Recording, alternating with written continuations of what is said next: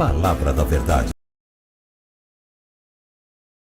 Eu quero compartilhar com vocês o texto de Romanos, capítulo 8, versos 26 a 30. Peço que você abra sua Bíblia comigo para a leitura desse texto.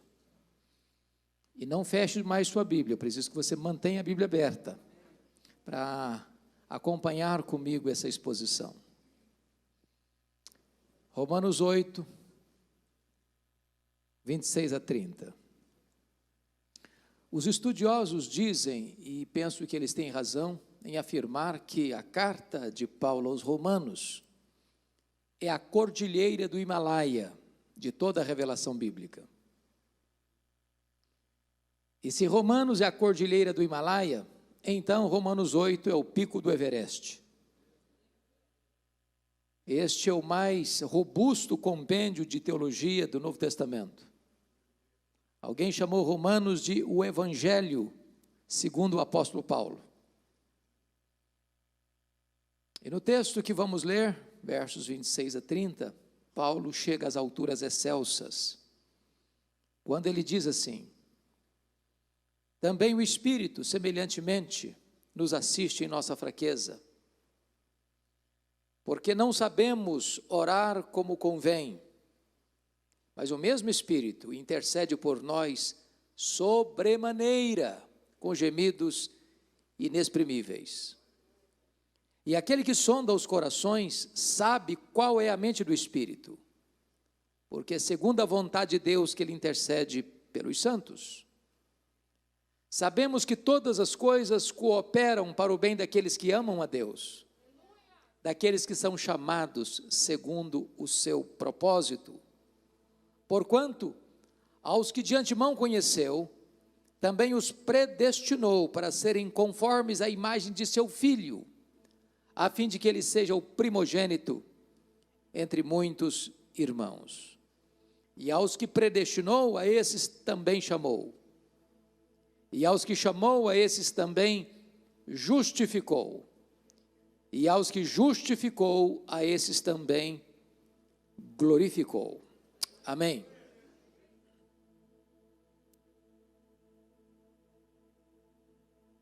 O que eu vou lhe falar agora não é uma mera possibilidade, ou probabilidade, ou mesmo uma hipótese.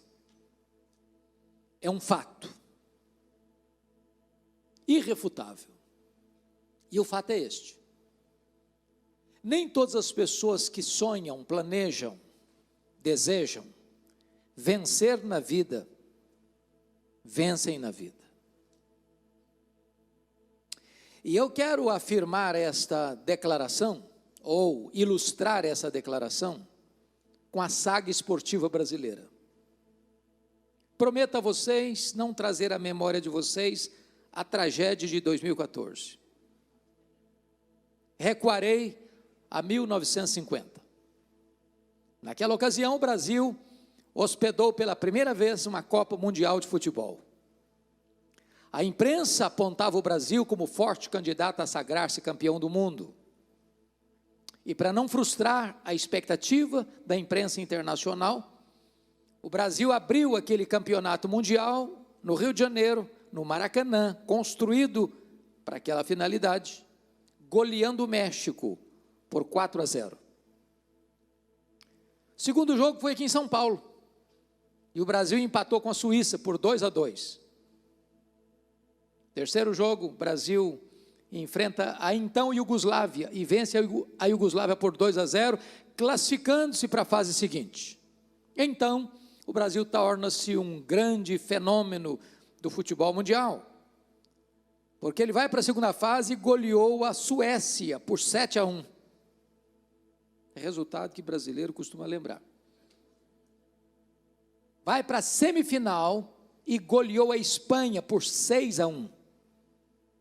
E então, no dia 16 de julho de 1950, o Brasil entrou no Maracanã com 198.280 torcedores para enfrentar o Uruguai dependendo apenas de um empate para sagrar-se campeão do mundo. Em todo o Brasil se celebrava a vitória, antecipadamente. As bandeiras eram desfraldadas. O Brasil entrou em campo e fez 1-0 no primeiro tempo. Quase volta para o segundo tempo com a faixa de campeão no peito. O segundo tempo começa. Logo depois o Uruguai empatou o jogo. Mas o Brasil ainda era o campeão do mundo. Mas antes da partida encerrar, o Uruguai fez 2-1.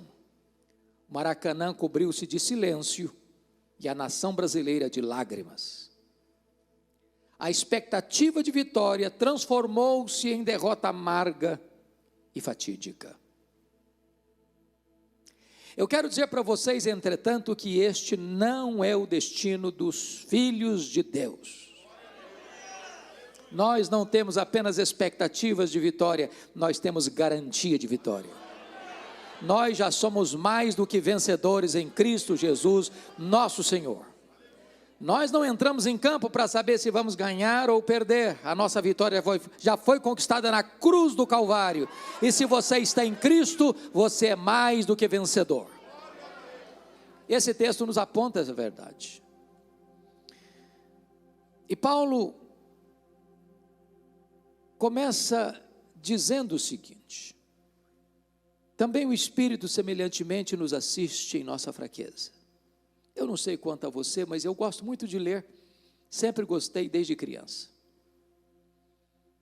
E por viajar bastante, não tanto agora na pandemia, mas procurava toda semana passar pelas boas livrarias dos aeroportos para saber as novidades que estavam sendo lançadas. E vocês sabem que as obras que mais são lançadas, publicadas, distribuídas no Brasil e no mundo, são as obras de autoajuda e como ficar rico rápido. Eu acho que eu não estou sabendo ler direito esses livros. Mas os livros de autoajuda dizem assim para você: você é forte,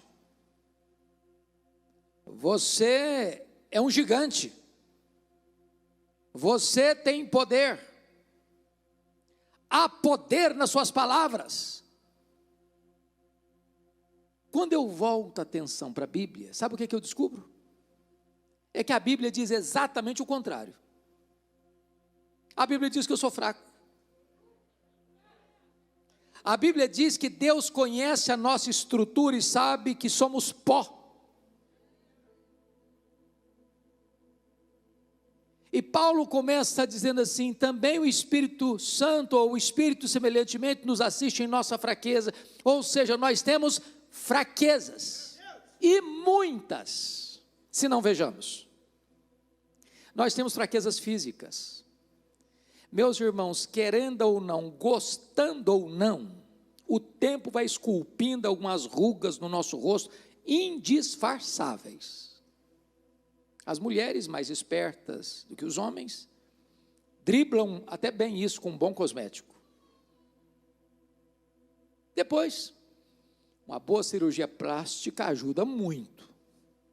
Mas chega um momento que ainda que Pitangui ressuscitasse dentre os mortos, não teria mais jeito. As pernas ficam bambas, os joelhos trôpegos, as mãos descaídas, os olhos embaçados. E diz os entendidos, que cada fio de cabelo branco que brota na sua cabeça é a morte chamando você para um duelo. Eu acho que até um exército acampado ao meu redor. Temos fraquezas físicas. Mas nós temos fraquezas também emocionais. Quantos de nós, nas noites mais escuras da vida, nas madrugadas insones, já choramos, já gememos de dor, não física, emocional. Nós éramos moídos por circunstâncias, por sentimentos avassaladores, a ponto de quase desesperarmos da própria vida. E você chorou e clamou a Deus, dizendo: Deus, tem misericórdia de mim, socorre-me, livra-me, senão eu vou ser sucumbido por essas ondas revoltas da vida. Temos fraquezas emocionais. Mas em terceiro lugar, nós temos fraquezas morais. Quantas vezes você e eu, honestamente, já choramos diante de Deus, dizendo: Senhor, eu não quero mais cometer esse erro. Oh meu Deus, eu não quero mais cometer esse pecado. Oh Senhor, eu não quero mais recorrer nessa mesma transgressão. E daqui a pouquinho você se colhe repetindo o mesmo erro, cometendo o mesmo pecado. Não é que faltou para você sinceridade, não, faltou para você poder. Nós temos fraquezas morais. Mas em quarto lugar, nós temos fraquezas espirituais. Nós somos um ser ambíguo, contraditório, paradoxal. O bem que eu quero fazer eu não faço, o mal que eu não quero, esse eu pratico. Sabe o que é maravilhoso? É que a despeito de nós sermos fracos, o Espírito Santo não nos escorraça, Deus não nos descarta, Deus não nos joga na lata do lixo. O Espírito Santo nos assiste em nossa fraqueza, louvado seja Deus. Essa palavra assistir aí no grego, irmãos, é muito rica. A ideia é de que a vida é um fardo tão pesado que você não consegue carregá-la sozinho. Então o Espírito Santo vem e toma esse fardo e carrega esse fardo por você. Mas talvez você pergunte: pastor, em que consiste a nossa fraqueza? Paulo responde: nós somos tão fracos que nós nem sabemos orar como convém. E sabe por que nós não sabemos orar como convém? Porque nós não sabemos o que é melhor para nós. Oh, irmãos, Deus é tão bom com você e comigo que Deus não responde sim a todas as nossas orações. Às vezes nós pedimos para Deus uma pedra, pensando que estamos pedindo um pão. Às vezes nós pedimos para Deus uma cobra, pensando que estamos pedindo um peixe. Às vezes nós pedimos para Deus um escorpião, pensando que estamos pedindo um ovo. Às vezes nós pedimos para Deus o que vai nos matar, pensando que estamos pedindo o que vai nos dar vida. Então preste atenção nisso. Deus ama tanto você, que Ele não dá o que você quer, Ele dá o que você precisa, Ele dá o melhor. Jesus nos ensinou a orar, e Ele nos ensinou a orar assim: pedi e dar-se-vos-á, buscai e achareis, batei e abrir-se-vos-á, porque todo que pede, recebe, todo que busca, encontra, todo que bate, abrir-se-lhe-á. Isso foi o que Ele ensinou. Às vezes nós entendemos o contrário, às vezes nós entendemos assim: todo que pede, recebe o que pede. Não, isso não está na Bíblia, não, isso Ele não ensinou. O que Ele ensinou foi: todo que pede, recebe. Às vezes o contrário do que pedimos, porque Deus nos ama. Ele olha para a gente e diz: Ih, meu filho, você não sabe o que você está pedindo. Se eu lhe der o que você está pedindo, vai ser uma encrenca, vai dar um problema, vai complicar a sua vida. Você não enxerga no escuro, você não enxerga na curva, você não enxerga lá no final. Eu estou lá no fim, como estou aqui agora. Eu sei tudo, eu conheço tudo, então eu vou lhe dar o que você precisa, vou lhe dar o melhor.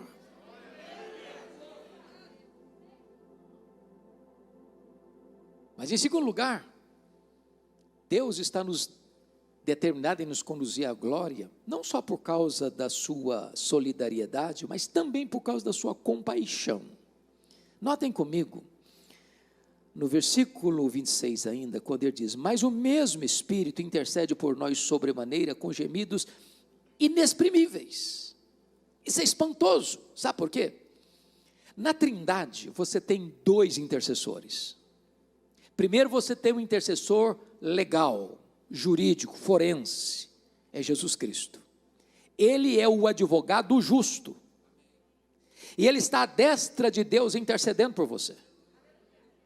Toda vez que o diabo, nosso acusador, lança contra você uma acusação perante o tribunal de Deus, Jesus Cristo se levanta e diz: por esse pecado aí eu morri na cruz. Essa dívida de que ele está sendo acusado eu já paguei, e paguei com o meu sangue. Aquele que crê em mim está quites com a lei, está quites com a justiça, já não deve mais nada. Por isso a Bíblia diz: quem intentará acusação contra os eleitos de Deus? É Cristo Jesus quem morreu, ou antes quem ressuscitou, o qual está à destra de Deus e também intercede por nós. Não há a mínima possibilidade de prosperar contra você nenhuma acusação no tribunal de Deus, porque você tem Jesus Cristo como seu grande sumo sacerdote, como o advogado, o justo. Mas agora, você tem na Trindade um segundo intercessor, o Espírito Santo. Se Jesus é o intercessor legal, que intercede por você à destra de Deus lá no céu, o Espírito Santo é o intercessor existencial, que intercede por você, em você, ao Deus que está sobre você. De que maneira ele intercede por nós? De 3 maneiras. Primeiro, ele intercede por nós de forma intensa. Olha o verso 26. Ele intercede por nós sobremaneira. É a mesma ênfase de João 3,16. Porque Deus amou o mundo de tal maneira. Pense comigo nisso. O Espírito Santo é Deus. E Ele está em você, intercedendo por você, ao Deus que está sobre você, e Ele emprega toda a sua força, todo o seu poder, todos os seus atributos, nessa intercessão em seu favor. Mas em segundo lugar, a intercessão do Espírito, além de intensa, ela é agônica, porque é com gemidos inexprimíveis. E eu confesso aos amados que eu já li, acho que algumas dezenas de comentários sobre a carta de Paulo aos Romanos, das pessoas mais ilustres da história da igreja, e parece-nos que nenhum deles entrou no núcleo do que significa isso. Porque eu faço uma pergunta a vocês: o que é um gemido? Um gemido é uma expressão tão forte, tão intensa, de sentimento, de dor, que você não consegue articular em palavras. E quando você não consegue articular o que você está sentindo em palavras, você geme. Mas o Espírito Santo é Deus, e Ele conhece todos os idiomas, todos os dialetos, de todos os povos, de todos os tempos, de todos os lugares. Ele conhece a linguagem dos anjos, Ele conhece a linguagem dos homens, Ele conhece a linguagem do céu, Ele conhece a linguagem da terra. E quando Ele está orando por você, em você, ao Deus que está sobre você, Ele não encontra sequer um idioma, nem no céu, nem na terra, nem entre os anjos, nem entre os homens. E então, agonicamente, Ele geme nessa intercessão. É com essa intensidade que Deus luta por você, que Ele intercede por você. Mas em terceiro lugar, a intercessão do Espírito, além de intensa e agônica, ela é também eficaz. Olha o verso 27 comigo, por favor. Olha o que está escrito aí. E aquele que sonda os corações, sabe qual é a mente do Espírito, porque segundo a vontade de Deus é que Ele intercede pelos santos. Em outras palavras, eu não sei orar como convém, mas o Espírito Santo sabe. Todas as intercessões do Espírito por você, em você, ao Deus que está sobre você, estão rigorosamente alinhadas com a boa, agradável e perfeita vontade de Deus. Então preste bem atenção nisso. Deus está tão determinado em conduzir você à glória, que Ele se solidariza com você na sua fraqueza, e Ele escala o Filho e o Espírito Santo para intercederem por você. Mas agora, eu queria falar um pouco sobre a sabedoria de Deus no verso 28. E Paulo começa assim: sabemos que todas as coisas cooperam para o bem daqueles que amam a Deus, daqueles que são chamados segundo o seu propósito. Chama a sua atenção para esta palavra sabemos, porque no grego ela vem de um termo da matemática, um termo exato. Paulo não diz assim, sentimos. Paulo não diz assim, cogitamos. Não, é uma palavra categórica, insofismável. Sabemos. Aqui não é a linguagem da conjectura hipotética, aqui é a linguagem da certeza experimental. Sabemos. E sabemos o quê? Que algumas coisas, que as melhores coisas, não, que todas as coisas cooperam para o bem daqueles que amam a Deus, daqueles que são chamados segundo o seu propósito. Bom, esse texto é consolador, mas ele dá um nó na nossa cabeça. Porque nós estamos dentro de uma pandemia. Nós estamos numa época em que mais de 430 mil brasileiros foram ceifados com Covid ou de Covid, ou sem Covid. Nós estamos numa época em que muita gente perdeu o emprego. Então, como é que é esse negócio de que todas as coisas cooperam para o bem daqueles que amam a Deus? Então, vamos entender o que Paulo não está dizendo. Primeiro, Paulo não está dizendo que todas as coisas que acontecem com você são coisas boas. Ele não está dizendo isso. Problemas acontecem com gente de Deus. Crente, irmãos, fica doente. Crente pega Covid. Crente é entubado. Crente morre. Crente bate carro. Crente sofre bala perdida na rua. Crente sepulta os seus mortos. Nós não vivemos numa estufa, nós não vivemos blindados, nós estamos expostos. Paulo não está dizendo, portanto, que todas as coisas cooperam para o bem daqueles que amam a Deus, que só coisa boa vai acontecer com você. Não acredite nisso, Jesus nunca prometeu isso. O que ele prometeu é estar conosco todos os dias, até a consumação dos séculos.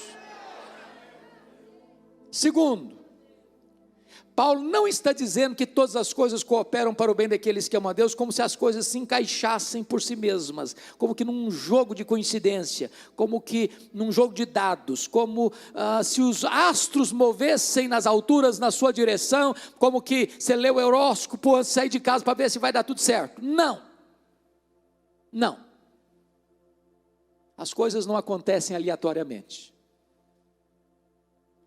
Nós não cremos em sorte, nós não cremos em azar, nós não cremos em determinismo cego, nós não cremos em misticismo, nós não cremos em olho gordo, nós cremos que a mão de Deus dirige o nosso destino, nós cremos que todas as coisas acontecem para o nosso bem, nós cremos que os planos de Deus não podem ser frustrados.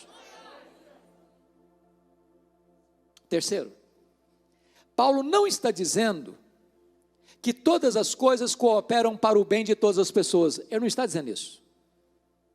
A Bíblia diz que quem semeia vento, colhe tempestade. Quem semeia na carne, da carne colhe corrupção. Mas se você ama Deus, todas as coisas cooperam para o seu bem. Talvez você argumente assim, pastor, o senhor está falando isso porque o senhor não conhece a minha história. Se eu contar a minha história, até pedra chora. A minha vida está de ponta cabeça. Bom, se você não está conseguindo entender o que Deus está fazendo na sua vida, você pode entender Deus. Eu ilustro. Vocês se lembram quando Jó sofreu 5 esbarros na vida? Ele perde os seus bens, sendo o homem mais rico da sua geração. Ele sepulta os seus 10 filhos num único dia. Ele enfrenta uma enfermidade com úlceras abertas no corpo, do alto da cabeça à planta dos pés. Vira uma carcaça humana. A mulher dele, na hora que ele mais precisava dela, disse: ainda conservas a tua integridade? Amaldiçoa o teu Deus e morre. Os amigos vieram e, em vez de serem bálsamos para ele, tornam-se vinagre nas suas feridas, assacando contra ele os mais pesados libelos acusatórios. O que é que ele faz? Ele pergunta 16 vezes para Deus: por que, meu Deus? Por que eu estou sofrendo? Por que a minha dor não cessa? Por que eu não morri no ventre da minha mãe? Por que eu não morri ao nascer? Por que os seios da minha mãe não estavam murchos de leite para eu morrer de fome? Por que o Senhor não me mata de uma vez? Sabe qual foi a resposta que Deus deu para ele? O total silêncio. Ele fez 34 queixas contra Deus. Ele se defendeu. Ele se queixou. Sabe qual foi a resposta que Deus deu para as 34 queixas dele? Total silêncio. Tem hora que o silêncio de Deus grita mais alto nos ouvidos da nossa alma que o barulho mais ruidoso das circunstâncias mais adversas. Quando Deus falou com Jó, Deus não respondeu nenhuma das 16 perguntas, nenhuma das 34 queixas. Ao contrário, Deus fez para Jó 70 perguntas, 70, todas perguntas retóricas. Onde estava você, Jó, quando eu lançava os fundamentos da terra? Onde você estava quando eu espalhava as estrelas no firmamento? Onde você estava quando eu cercava as águas do mar para elas não invadirem a terra? E Deus foi despejando em cima de Jó a sua grandeza, a sua majestade, o seu poder, a sua glória, e Jó só botou a mão na boca e dizia: Senhor, eu só te conhecia de ouvir falar, mas agora os meus olhos te veem, e eu me abomino no pó e na cinza. Agora eu sei que tudo podes, e ninguém pode frustrar os teus propósitos.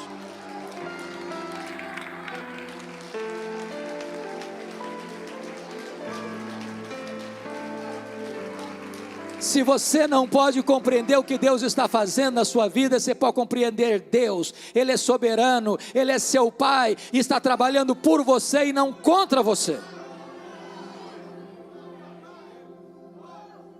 Gary Chapman, autor americano, escreveu um livro que todos nós já vimos, pelo menos, talvez muitos leram, As 5 Linguagens do Amor. E ele diz que quando era criança, ele estava brincando aos pés da sua mamãe, que fazia um bordado à mão. E ele olhou o bordado de baixo para cima, pelo avesso, as linhas soltas, desencontradas, e não conseguiu manter-se calado. E disse: mamãe, mas que coisa horrível é essa que a senhora está fazendo? A mãe entendeu o dilema do menino, botou-o no colo, mostrou o bordado pelo lado direito, um belíssimo desenho, com as cores harmônicas, e ele ficou encantado. Às vezes nós olhamos para a nossa vida como uma criança olha o bordado da mãe pelo avesso. As linhas estão soltas, parece que nada se encaixa. Um dia Deus vai sentar você no seu colo e mostrar a sua vida de cima para baixo, e você entenderá então que todas as coisas sempre cooperaram para o seu bem. Quando o grande cientista Albert Einstein veio à América pela primeira vez, depois do seu sucesso com a teoria da relatividade, uma repórter perguntou à sua esposa que o acompanhava assim: a senhora compreende a complexa teoria da relatividade pela qual o seu marido é tão famoso no mundo? Ela respondeu: não. Eu não compreendo a complexa teoria da relatividade pela qual meu marido é tão famoso no mundo, mas eu compreendo o meu marido. Se você não pode entender o que Deus está fazendo, você pode entender Deus. Ele é seu Pai, Ele é todo poderoso, e Ele está trabalhando para o seu bem. Mas talvez você pergunte: mas pastor, que bem é esse que Deus está trabalhando? É ficar rico? É ter saúde? É ter sucesso? É alcançar os degraus da melhor universidade do mundo, ou da maior empresa multinacional, ter um mega salário? Que bem é esse? Paulo não deixa dúvida na resposta, porque a resposta está no versículo 29. E ele diz que Deus nos predestinou para sermos conformes à imagem do seu Filho, a fim de que o seu Filho seja o primogênito entre muitos irmãos. Sabe o que Paulo está dizendo aqui? O grande propósito de Deus na sua vida não é você ser rico, famoso. O grande propósito de Deus na sua vida é transformar você numa pessoa parecida com Jesus. dinheiro, sucesso, fama, pode até vir a reboque, mas o plano eterno de Deus na sua vida é este: não é apenas levar você para a glória, mas é transformar você à imagem do Rei da glória. Como é que Deus faz isso? O verso 30 responde. Aqui são os elos da corrente da graça. E Paulo começa assim: aos que Deus predestinou, a esses Deus também chamou. Sabe o que significa isso? A sua salvação não começou com você, começou com Deus. A sua salvação não foi planejada de última hora, como um plano B, porque o plano A fracassou. Não, a sua salvação foi planejada na eternidade, antes da fundação do mundo. Não foi você que começou a amar a Deus, e Deus viu que coisa maravilhosa, olha como aquela pessoa me ama, quer saber, eu vou amá-la também. Não foi assim não. A Bíblia diz que Deus nos amou primeiro, que o nosso amor por Deus é um refluxo do fluxo do amor de Deus por nós. Deus escolheu você antes da fundação do mundo. Deus escolheu você em Cristo. Deus escolheu você para você ser santo e irrepreensível perante Ele em amor. Deus escolheu você para você praticar boas obras, as quais Ele preparou de antemão para que você ande nelas. Deus escolheu você para que você creia no Senhor Jesus Cristo. E Paulo prossegue: aos que Deus predestinou, a esses Deus também chamou. Você sabe que tem dois chamados, um externo e um interno. Um chamado dirigido aos ouvidos e outro chamado dirigido ao coração. Jesus disse: muitos são chamados, poucos escolhidos. Jesus disse: eu conheço as minhas ovelhas, elas ouvem a minha voz e me seguem. Eu dou a elas a vida eterna, e ninguém as arrebatará das minhas mãos. Houve um dia em que nós que estamos aqui, pela graça de Deus, ouvimos o Evangelho, e o Evangelho é a voz do pastor. A fé vem pelo ouvir, e ouvir a palavra de Deus. E nesse dia, o próprio Espírito Santo de Deus tirou o tampão dos nossos ouvidos, arrancou a venda dos nossos olhos, foi dentro de nós, arrancou o coração de pedra e nos deu um coração de carne, e nós nascemos de novo, e nós nascemos da água, e nós nascemos do Espírito, e nós nos tornamos membros da família de Deus. Se cada um pudesse dar o seu testemunho de conversão aqui. Um foi convertido de madrugada, coração perturbado, levantou, ligou a televisão, estava passando um pregador, e ele ouviu aquela mensagem, o Espírito Santo tocou e ele se converteu. Outro se converteu quando um amigo convidou para a igreja, e ele entrou na igreja, nunca tinha entrado numa igreja evangélica, entrou e ouviu a palavra, o coração foi quebrado e ele se converteu. Outro se converteu caminhando bêbado de volta para casa de madrugada e encontrou um folheto sujo, rasgado no chão, pegou, leu, e aquilo entrou no coração dele como uma flecha e ele se rendeu a Cristo. Outro se converteu porque estava lá na cadeia, recebeu um Novo Testamento dos Gideões, ele pegou uma folhinha daquela para enrolar droga, para fumar droga, e de repente, antes de enrolar, ele leu, era a palavra de Deus, aquilo entrou no coração dele, ele se rendeu a Cristo.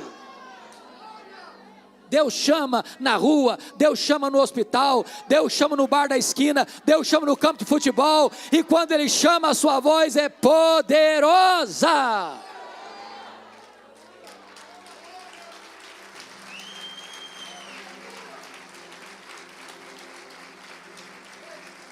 Eu estava numa segunda-feira no meu gabinete pastoral em Vitória, e entra um senhor dos seus 30 e poucos anos e disse: eu posso falar com o senhor? Eu falei: claro. Ele me disse assim: eu estive ontem à noite aqui na igreja. Eu falei: que bom, o senhor é bem-vindo aqui. E ele me respondeu: mas eu não vim participar do culto. E eu perguntei: mas então, o que o senhor veio fazer? Ele me disse: eu era um traficante, eu vim roubar um carro. Os carros ficavam estacionados em frente na rua. Ele disse: mas o que aconteceu? Ele disse: eu estava olhando que carro eu levaria, quando de repente uma música brota de dentro do templo, e eu fui atraído por essa música. Do jeito que eu estava, com meu revólver 38 na cintura, eu entrei. E quando eu entrei, a pregação foi como um fuzil, uma flecha, uma bala, um projétil no meu coração. E eu comecei a chorar, e eu saí correndo para casa chorando, e minha mulher me perguntou: o que aconteceu com você, Ricardo? Alguém te machucou? Eu disse: não, mulher, aquele homem que você conhecia morreu, Jesus mudou a minha vida, Jesus me libertou, eu sou uma nova criatura. Ele chama, Ele chama.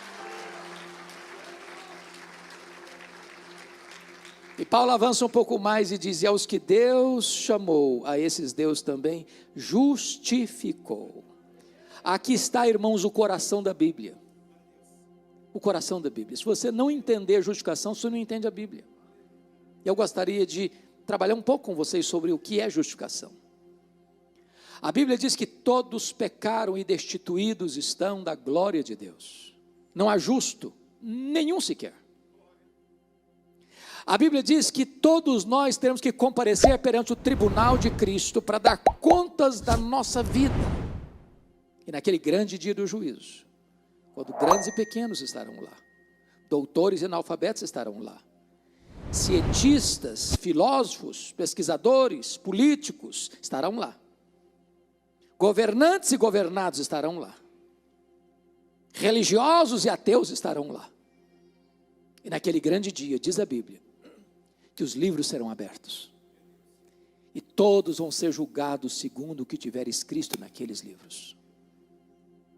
Naquele dia, testemunhas levantar-se-ão contra nós. Primeiro, seremos julgados pelas nossas palavras. Vamos dar conta no dia do juízo por todas as palavras frívolas que proferimos. Só para fazer um checklist. Você já mentiu alguma vez? Já falou mal dos outros alguma vez? Já xingou alguma vez? Já falou palavrão alguma vez? Já contou alguma piada que não devia ter contado alguma vez? Já espalhou fake news alguma vez? Já se destemperou emocionalmente alguma vez? Se você falar para mim que nunca, eu vou duvidar da sua honestidade. Bom, nesse quesito então, culpados. Mas a Bíblia diz que nós vamos ser julgados também pelas nossas obras. Aquilo que fizemos, o pai não viu, a mãe não viu, os filhos não viram, o marido não viu também, a esposa também não viu, o pastor não viu, os amigos não viram, você até fechou a porta do quarto e apagou a luz, mas Deus estava lá. Para Ele, luz e trevas são a mesma coisa. Pelas obras da lei, ninguém vai ser justificado diante de Deus. Então, nesse quesito, obras, também culpado. Mas a Bíblia diz que nós vamos ser julgados também pelas nossas omissões. Se você sabe que deve fazer o bem e não faz, diz a Bíblia, nisso você está pecando. Então você pode estar dentro da sua casa, não falando mal de ninguém, não fazendo mal para ninguém e cometendo um terrível pecado de omissão. Bom, nesse quesito, culpado. Mas vem um quarto julgamento. Vão ser julgados, diz a Bíblia, pelos nossos pensamentos, pelos nossos desejos, pelos segredos do nosso coração. Deixa eu lhes dizer algo. Nenhum tribunal da terra tem competência para julgar foro íntimo, nenhum. O tribunal de Deus tem. Diz a Bíblia, e Paulo coloca isso em Romanos 7, que não fora o 10º mandamento da lei de Deus, ele não teria consciência de quão pecador ele era. Sabe por quê? Sabem por quê?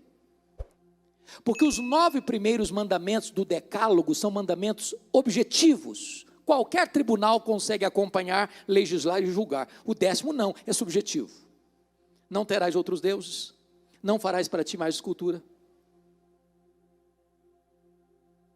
não tomarás o nome do Senhor teu Deus em vão, guarda o dia de sábado, o dia do Senhor, honra teu pai e tua mãe, não matarás, não adulterarás, não furtarás, não dirás falso testemunho. Qualquer pessoa pode julgar isso. 10º mandamento agora, não cobiçarás. Bom, isso é subjetivo. Você pode ter uma auréola de santidade na cabeça e um coração podre, só Deus vê. E o tribunal de Deus julga foro íntimo. Segundo os psicólogos, passam pela nossa cabeça em torno de 10 mil pensamentos por dia. Tem hora que passa um pouco mais, né? Quantos desses pensamentos você não teria coragem de contar para o amigo mais íntimo? Você fica escandalizado com você mesmo. Bom, talvez você não esteja gostando do rumo da minha conversa agora. Talvez você diga assim, bom, mas eu fui convidado aqui para escutar uma coisa mais light hoje, eu não estou gostando dessa conversa não. Bom, se você acha que você é muito bom, que você é uma pessoa maravilhosa, deixa eu colocar você numa situação melhor ainda. Vamos imaginar que você seja a pessoa mais virtuosa da cidade de São Paulo, do estado de São Paulo, do Brasil, quem sabe do mundo. Então vamos fazer uma hipótese aqui. Vamos imaginar que durante um dia inteiro você não peque nenhuma vez por palavras, você não peque nenhuma vez por omissão, você não peque nenhuma vez por obras.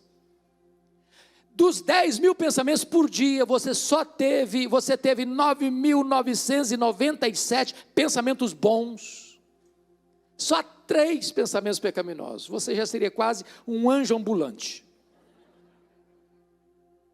Mas eu lhe pergunto, se você tiver 3 pecados por dia, no final de um mês, quantos pecados você terá? Quantos? 90. E no final de um ano? Quem é bom de matemática aí? 90 vezes 12.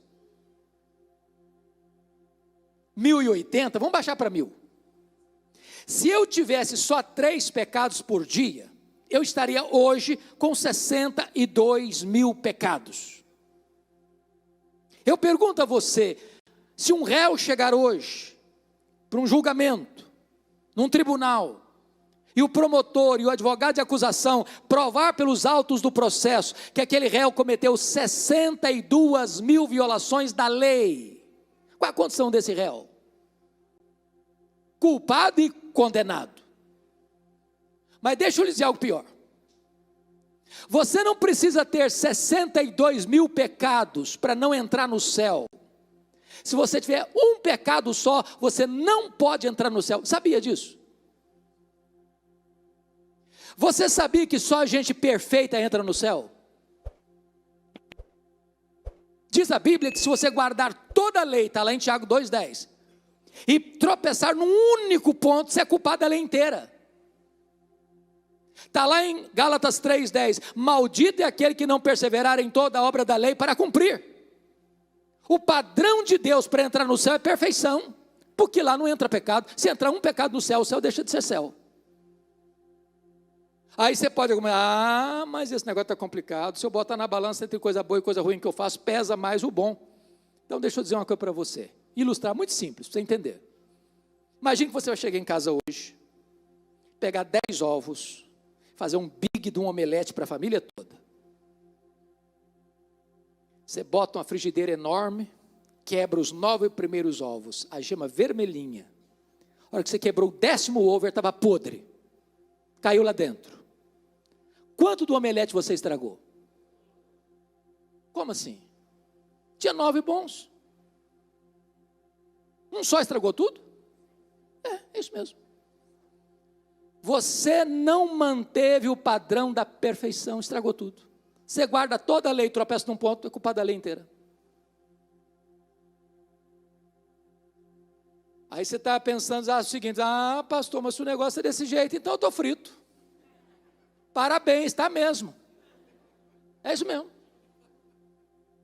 É impossível você salvar a você mesmo pelas obras, pelos méritos, pela religião. Impossível. Mas eu tenho uma maravilhosa notícia para trazer para vocês. Aquilo que você não pode fazer, aquilo que você não consegue fazer, Jesus fez no seu lugar. Ele veio ao mundo não apenas para possibilitar minha salvação, Ele veio ao mundo para me salvar, Ele veio ao mundo como meu substituto, como meu representante, como meu fiador. E diz a Bíblia que quando Ele estava lá na cruz, Deus pegou as nossas transgressões e lançou as nossas transgressões sobre Ele. Ele foi ferido e agradou ao Pai moê-lo, e diz a Bíblia que Ele foi carregando no seu corpo os nossos pecados do madeiro. E quando Ele estava lá na cruz, Deus o fez pecado por nós, Ele foi feito maldição por nós. E quando Ele estava lá na cruz com os nossos pecados, Ele pegou escrito de dívida que era contra nós, rasgou, anulou, quitou a nossa dívida, encravou na cruz e deu um brado: está consumado, está pago, aquele que crê em mim não deve mais nada.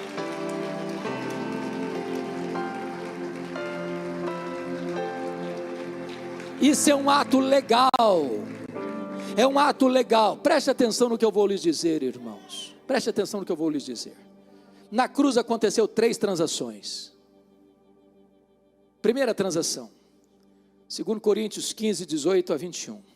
Deus estava em Cristo reconciliando consigo o mundo, não imputando aos homens as suas transgressões. Primeira coisa que Deus fez, Ele não colocou na sua conta a sua dívida. Qual o tamanho da sua dívida? Impagável. Na parábola do credor incompassível, 10 mil talentos, sabe quanto vale 10 mil talentos? 350 mil quilos de ouro. Um homem, para ganhar 10 mil talentos naquela época, tinha que trabalhar 150 mil anos. Jesus exagerou na conta para dizer o seguinte: ninguém consegue pagar a dívida que tem com Deus. Pois Jesus foi para a cruz e pagou essa dívida, não com ouro, não com prata, mas com seu sangue. Segundo, aquele que não conheceu o pecado, Deus o fez pecado por nós. Então, se não fui eu, se Deus não botou a minha dívida na minha conta, botou na conta de quem? Na conta de Jesus. Ele lançou sobre Ele a iniquidade de todos nós. E o que Cristo fez com os nossos pecados? Diz 1 Coríntios 15, 3, que Ele morreu pelos nossos pecados, segundo as Escrituras. Ele quitou essa dívida. Terceiro lugar, terceira transação, aquele que não conheceu o pecado, Deus o fez pecado por nós, para que nele nós fôssemos feitos justiça de Deus. Sabe o que aconteceu mais? Justificação é mais do que perdão. Perdão é um conceito negativo, e eu vou ilustrar isso. Se você devesse R$1 milhão no banco, e você está quebrado, sem um centavo, e você deve R$1 milhão, você não consegue pagar essa conta. Aí alguém vai lá e deposita R$1 milhão na sua conta, e a dívida é paga, você não deve mais nada agora. Mas se você estava quebrado você continua, só não tem mais dívida, isso é perdão. Justificação é positivo. Sabe o que aconteceu? Jesus quitou a sua dívida e foi lá no tribunal do céu e depositou na sua conta um saldo infinito, um valor infinito, toda a justiça de Cristo.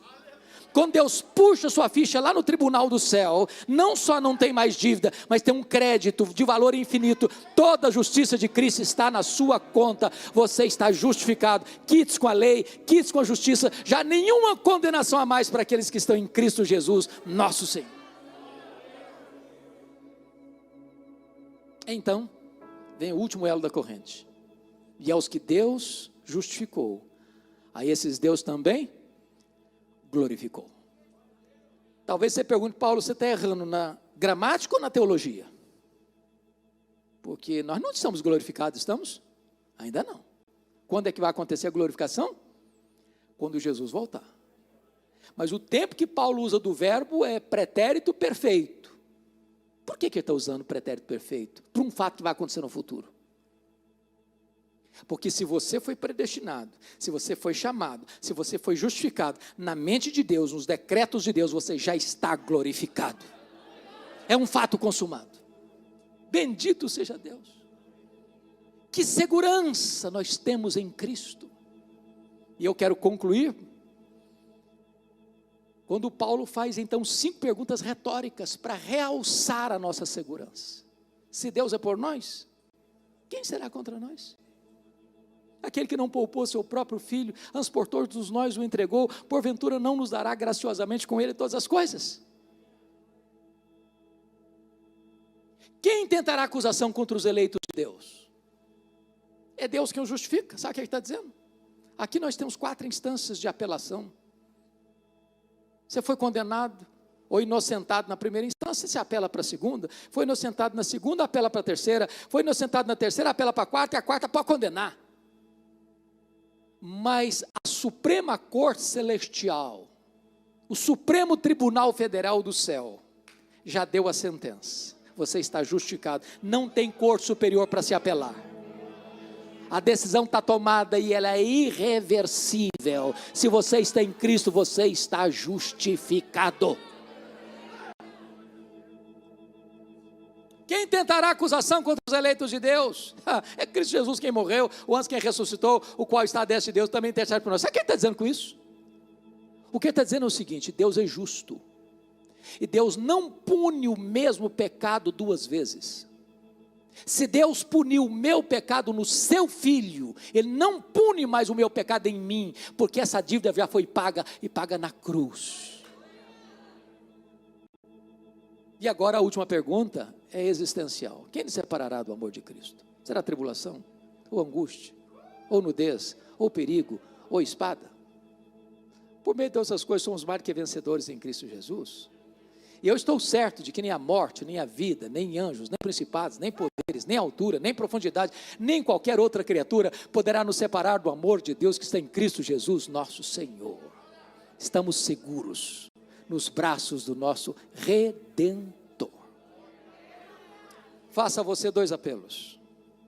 Se você entrou aqui neste templo, está lá fora nos ouvindo, ou na sua casa nos ouvindo, e você ainda não entregou o seu coração para Cristo, para crer nele como seu Salvador pessoal, para ser justificado e ter segurança da vida eterna, hoje é o dia. Amanhã pode ser tarde demais.